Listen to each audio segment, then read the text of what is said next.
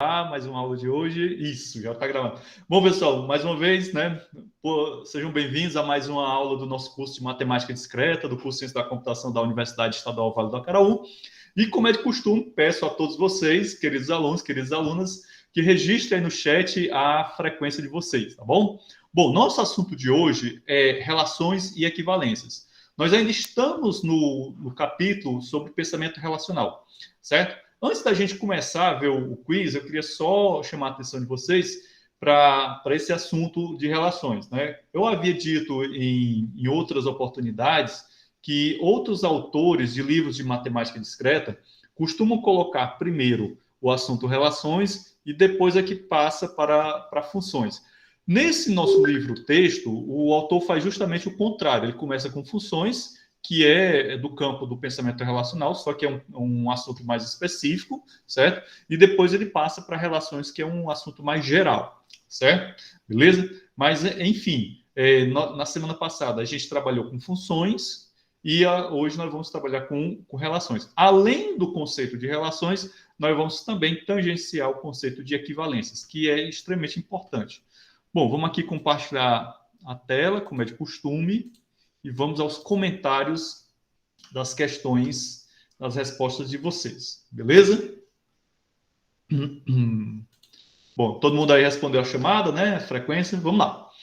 Bem, podemos afirmar quanto às relações, né? A gente pode afirmar o quê? Uma relação é mais específica que uma função? Não, não é mais específica. É justamente o contrário. Mas 3 pessoas, infelizmente, talvez tenham se confundido. Relações são mais gerais do que funções. E essa é a resposta correta para 9 pessoas, beleza? Então, como eu acabei de falar, quando a gente trabalha, toda função é uma relação, mas nem toda relação é uma função. Por isso que uma relação ela é bem mais geral do que uma função. Então, você vê que dentro do conjunto das relações, o conjunto das funções está contido nele. Certo? Só que o conjunto das funções não é igual ao conjunto das funções. Então, lembre-se sempre do conceito de igualdade de conjuntos que a gente viu há cerca de 2 semanas. Certo? Vamos adiante. Bom, uma relação é um subconjunto de um produto cartesiano. Bom, tem muito o que se discutir aí, certo? Então, em linhas gerais, uma relação ela é vista como um produto cartesiano, certo? Aliás, um subconjunto de um produto cartesiano. Então, vamos lembrar sempre que produto cartesiano é uma operação conjuntista que nós vimos quando a gente estudou conjuntos, né, há cerca de umas 3 semanas, e dentro dessas operações conjuntistas está lá o produto cartesiano. Não esqueçam jamais que um produto cartesiano ele sempre vai ser composto por pares ordenados, certo? Então, quando eu falo de pares ordenados, é importante lembrar que a gente tem a ideia de um conjunto de partida e um conjunto de chegada, certo? Então, o primeiro elemento de um par cartesiano ele pertence ao chamado conjunto de partida e o segundo elemento pertence ao chamado conjunto de chegada. Essa noção é muito importante porque nós podemos representar relações como grafos, né? No caso, grafos orientados, né? E aí isso a gente vai ver no segundo tempo com muito mais detalhes, beleza? Vamos adiante. Bom, aqui nessa pergunta, eu já estou começando a falar sobre um tipo de relação. Então, genericamente, nós temos as relações, o conceito de relações. Porém, essas relações, quando elas satisfazem determinadas propriedades, ou quando elas possuem determinadas propriedades, elas passam a ser chamadas por um nome específico. No caso aí, eu estou falando de uma relação simétrica.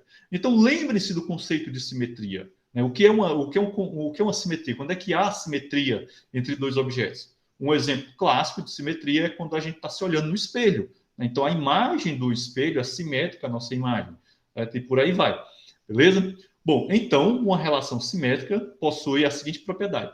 Se x está relacionado com y, então y está relacionado com x. Certo? Então, essa é a propriedade da simetria. Certo? Por exemplo, a relação de igualdade, ela é simétrica? É, porque A igual a B é a mesma coisa que B igual a A. Certo? Então, esse seria um exemplo bom de relação simétrica. Existem somente relações simétricas? Não. Existem relações que são reflexivas, existem relações simétricas, existem relações assimétricas, existem relações transitivas e por aí vai. Então, para que eu possa classificar uma relação, né, eu preciso fazer o quê? Eu preciso observar se aquela relação ela satisfaz uma determinada propriedade. No caso aí, a relação é simétrica se ela satisfizer essa propriedade. Se x está relacionado com y, então y está relacionado com x. Ou seja, para todo x que está relacionado com y, né, eu vou ter y relacionado com x, beleza? Bom, vamos adiante. Bom, só um breve comentário a respeito aqui dessas duas alternativas que 3 pessoas assinalaram de forma correta. Ó, se x está relacionado com x, então o problema aqui, você observa que eu peguei parte de uma definição de um outro tipo de relação, no caso a relação reflexiva. Né? A relação reflexiva é aquela quando eu tenho um x relacionado com ele mesmo. Né? Então essa partezinha aqui está se referindo à relação reflexiva. Já essa outra definição aqui, ó, se x está relacionado com y, então y está relacionado com x e y é igual a x é igual a y, é a definição de uma relação antissimétrica, né? Que é um conceito que a gente vai estudar na próxima semana, se não me engano. Certo? A antissimetria. E aí, de antemão, eu já gostaria até de adiantar para vocês que antissimetria não é sinônimo de assimetria. Então, a assimetria é a ausência de simetria, certo? Então, vamos sempre focar bem. Existe o conceito de simetria, existe o conceito de assimetria, que é a ausência de simetria, e existe o conceito de antissimetria, que não é a ausência de simetria, certo? Mas também não é uma simetria 100%, beleza? Isso a gente vai ver na próxima semana e vai ficar bem claro para vocês. Tranquilo? Para demonstrar que uma relação é uma relação de equivalência, devemos demonstrar cada uma de suas propriedades. 100% correto, e aí abre-se espaço para a gente fazer um comentário relativamente grande a respeito dessa questão. Então, vejam bem, na questão anterior, eu falei de um tipo de relação, que é a relação simétrica, né? Aí acabei citando um pouco as relações reflexivas, as relações transitivas, enfim, acabei falando de mais outras relações, certo? Bem, aí nessa questão agora, o que é que a gente está fazendo? A gente já está abordando uma outra categoria de relação, é a chamada relação de equivalência. Bom, vocês devem lembrar que essa palavra equivalência, ela está associada diretamente a que conceito? Ao conceito de igualdade, certo? Então, quando eu digo que algo equivale a outro algo, né, então estou dizendo que eles são iguais. Nós trabalhamos com a equivalência muito fortemente na lógica matemática, quando a gente estava trabalhando com a equivalência de FBFs, né? Quando eu dizia que uma FBF é equivalente a outra. Vamos lembrar, por exemplo, das leis de De Morgan, né? Então, vimos várias equivalências notáveis. O que é que a gente via naquele conceito ali? A gente via que uma fórmula era equivalente se ela tivesse o mesmo valor de verdade, né? Se ambas tivessem o mesmo valor de verdade. Elas poderiam até ser diferentes sintaticamente, mas do ponto de vista lógico, se elas tinham o mesmo valor verdade, então elas eram equivalentes. Bom, mas o que tem a ver a equivalência com as nossas relações? Então, dentro do universo das relações, duas relações são equivalentes, ou uma relação, ela é uma relação de equivalência, desculpa, o termo correto é esse, relação de equivalência, quando ela satisfizer todas as suas propriedades. Que propriedades são essas? É a propriedade da simetria, a propriedade da reflexividade, a propriedade da simetria e a propriedade da transitividade. Então, uma relação que ela é, ao mesmo tempo, reflexiva, simétrica e transitiva, ela se enquadra, se encaixa num outro conceito de relação que são chamadas relações de equivalência, certo? Pronto, um exemplo clássico, a relação de igualdade. Ela é uma relação de equivalência, certo? Para mim demonstrar que determinada relação é uma relação de equivalência, eu tenho que demonstrar, no meu processo de prova, cada uma das propriedades, a saber, a propriedade reflexiva, a propriedade da simetria e a propriedade da transitividade. Certo? Então, se uma relação ela é uma relação reflexiva, uma relação simétrica e transitiva, tudo isso ao mesmo tempo agora de equivalência, certo? Entendido? Bom, vamos adiante. uma relação de equivalência satisfaz as seguintes propriedades. Então, quais são as propriedades que uma relação de equivalência satisfaz? Acabamos de falar, então não tem muito o que se discutir aqui. Reflexividade, simetria e transitividade, certo? Então, a gente já falou isso na questão anterior. Bom, podemos definir as ligações de todas as páginas da web através de uma relação L. Seja W o conjunto de todas as páginas da web, A e B uma página da web qualquer. Como podemos definir a relação L? Então, como vocês devem ter percebido, uma relação ela é um conjunto, certo? Então, eu posso definir uma relação a partir da notação de conjuntos, que é uma notação que eu acho particularmente muito elegante, muito precisa também, né? Eu não sei se ela é elegante porque é preciso ou ela é precisa porque ela é elegante. Mas, enfim, vamos lá. Eu tenho aqui uma relação L, né? Então, o L está no lugarzinho certo. Então, essa relação L é igual ao par AB, que pertence ao produto cartesiano de W, do conjunto W com ele mesmo. Então, veja, ó, W é o conjunto de todas as páginas da web. Né? Então, se eu faço um produto cartesiano de todas as páginas da web, eu estou fazendo o conjunto, né, W, cartesiano W. Tal que A tem um link para B, certo? Então, vejam aí, ó. A tem um link para B. Então, a definição na linguagem de conjuntos para essa relação aqui é esse segundo, certo? Bem, esse primeiro aqui está dizendo que A e B são iguais, então vejam que a propriedade da igualdade, nesse caso aí, está totalmente colocada de maneira para confundiu duas pessoas, certo? Essa terceira opção, A e B pertence a W, então o problema aqui, principal, a meu ver, é que eu não estou me referindo ao produto cartesiano, aqui também, ó, aqui não foi mencionado o produto cartesiano, certo? Só esse fato aí, você já poderia descartar essa alternativa, certo? Então, muitas vezes nessas questões de múltipla escolha, uma estratégia que você pode utilizar é por eliminação, né? Você vê aquelas alternativas que têm enunciados e tal, que de cara você diz, não, isso daqui já não é mesmo. Então você vai eliminando e aí você vai diminuindo o teu espaço de busca, certo? De repente, se você tinha ali 5 alternativas, você elimina 2, então o teu espaço de busca diminui um pouquinho e aí aumenta as suas probabilidades, certo? É uma estratégia interessante. Bom, já a última alternativa, ele citava aqui o produto cartesiano, como vocês podem ver, então ele está parecido com a alternativa correta, mas ele diz o seguinte: A e B não tem link para B. Então, já o fato do enunciado, né, da definição, dizer que não tem link, ainda bem que ninguém assinalou, certo? Então, a primeira e a terceira alternativa confundiu aí algumas pessoas, mas tudo bem. Eu acho que essas pessoas que marcaram de forma incorreta não vão mais errar jamais essa pergunta, certo? Bom, continuando. São propriedades da relação de equivalência módulo N.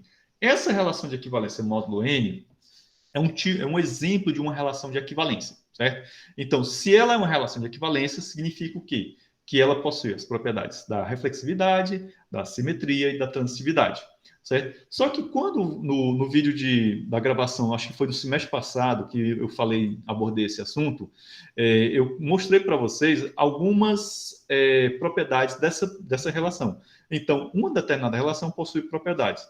É um outro fato interessante que vocês devem sempre ficar ligados quando a gente fala desses assuntos matemáticos, é que os objetos matemáticos, muitas vezes, eles são caracterizados pelas suas propriedades, certo? Então, é muito comum você, ao longo do seu estudo, ter que identificar propriedades dos objetos matemáticos, beleza? Então, a primeira é que n divide A menos B, né? Então, eu tenho aqui a relação de A equivalente a B módulo N. Então, eu também posso obter essa relação, né? N divide A menos B, certo? Aqui eu simplesmente troquei, então não vale. A menos B igual a K vezes N. Esse K é um inteiro qualquer, lembre-se disso. Esse K, ele vem de onde? Justamente do fato de que a relação de equivalência módulo N também pode ser expressa dessa maneira, ou seja, N divide A menos B. E aí você lembra que a gente já falou dessa relação divide, né? Não confundir com a operação aritmética da divisão, certo? A relação divide é uma coisa, a operação aritmética da divisão é outra coisa completamente diferente. Por favor, rever vídeos anteriores para relembrar isso aí, certo? E, por fim, tem A igual a K vezes N mais B, né? As demais estão incorretas. Essa daqui eu vou ter que dar uma analisada com bastante calma antes de lançar as notas de vocês na planilha, para aproveitar todos aqueles que acertaram alguma coisa aqui. Então, tinha 3 opções corretas e 3 erradas. Espero que a maioria de vocês, ou todos vocês, tenham assinalado pelo menos uma das corretas, certo? Ó, essa questão, cada questão dessa vale um ponto. Se você tiver assinalado de forma correta 2 alternativas, né, eu dou uma pontuação. De assinalado uma alternativa, eu dou uma pontuação também. Claro que proporcionalmente a esse um ponto. Só quem ganha um ponto é aquele que assinalou todas as corretas e não assinalou nenhuma das erradas, certo? Bom, uma relação de equivalência expressa igualdade entre 2 conjuntos. Totalmente verdadeiro, né? 3 pessoas aí talvez tenham esquecido que o prefixo equi, ele dá a ideia de igualdade, né? Então, por favor, não esqueçam jamais, certo? Bom, o conceito de relações é utilizado em outros campos da matemática, como, por exemplo, na lógica matemática e na teoria de conjuntos, respectivamente. Quais as relações estudadas na teoria de conjuntos e na lógica matemática? Então, vejam bem, ó. Quando você pega o enunciado, uma questão que tem a palavra respectivamente, você deve prestar muita atenção às alternativas. Esse respectivamente, ele dá uma ideia de ordem, certo? Então, por isso que você precisa ter muita atenção. E eu já percebi, não somente na turma de vocês de discreta, mas também a turma de lógica e matemática, e não somente nesse semestre, mas semestres anteriores, essas questões que aparecem a palavra respectivamente, elas tendem a ser verdadeiras cascas de banana e muita gente escorrega nelas e acaba caindo, certo? Então, igualdade e equivalência e continência e implicação. Então, a igualdade, nesse caso aqui, é da teoria de conjuntos e a equivalência lá na lógica matemática. Então, na teoria de conjuntos, vocês devem estar lembrados que a gente estudou a igualdade de conjuntos. E lá na lógica matemática, nós estudamos a equivalência entre fórmulas, correto? Assim como na teoria de conjuntos, nós estudamos a continência, ou seja, o fato de um determinado elemento estar contido, né, ou não estar contido em um conjunto, e a implicação, que é um conceito que a gente viu também lá na lógica matemática, certo? Entendi? Então, tá bem bonitinho aqui. Bom, última questão, seja a relação R de A em B definida pelos pares AB. Então, aqui eu estou apresentando a definição dessa relação, certo? Nesse caso, o conjunto A e o conjunto B são definidos respectivamente. Olha, outra questão de respectivamente, e vamos ver aqui. Bom, se eu tenho um par ordenado, então veja bem, par ordenado eu falei no início da nossa explicação agora, antes de começar os comentários a respeito das questões. Então, eu tenho um conjunto de partida e um conjunto de chegada, certo? Todo par ordenado vai ter, que envolve 2 conjuntos, terão esse conjunto de partida e conjunto de chegada. Professor, se eu estou fazendo produto cartesiano de um mesmo conjunto, a ideia de conjunto de partida e conjunto de chegada permanece? Permanece, só que é o mesmo conjunto. Mas o importante é você compreender que o primeiro elemento do par ordenado, ele é o elemento de partida, ou seja, se você for representar esse conjunto a partir de um grafo, você vai ter que colocar a setinha indicando, partindo desse primeiro elemento A para o elemento B, correto? Entendido? Então, relações, né? A gente sempre vai, se a gente for utilizar grafos para representar relações, nós teremos que usar grafos orientados. E os grafos orientados são aqueles que têm as setinhas. Beleza? Então, vamos lá. A, origem ou conjunto de partida. B, contradomínio ou conjunto de chegada. Eram as alternativas corretas, né? Eu estou vendo que boa parte acertou. Alguns pisaram na bola aqui, né? Talvez tenham se confundido, mas tudo bem. Beleza? Bom, gente, então, no geral, foram boas as notas, né? Ao contrário de outros quizzes que as notas 10, elas abundam, né? Esse daqui foi um pouco menos, mas tudo bem. O importante é que eu percebo que boa parte de vocês está compreendendo bem a matéria. Quem tirou nota baixa, por favor, é importante rever esses conceitos, certo? Esses quizzes que eu passo para vocês no início da aula não é somente para alimentar minha planilha de notas, não. É para vocês já também fazerem uma autoavaliação, ver o que é que você precisa revisar, o que é que você ainda está pisando na bola, certo? Entendido? E eu espero que vocês estejam fazendo isso. Bom, gente, eu vou parar aqui a gravação, já são 10h47, vamos às 11 horas a gente está de volta, correto? Vou interromper aqui.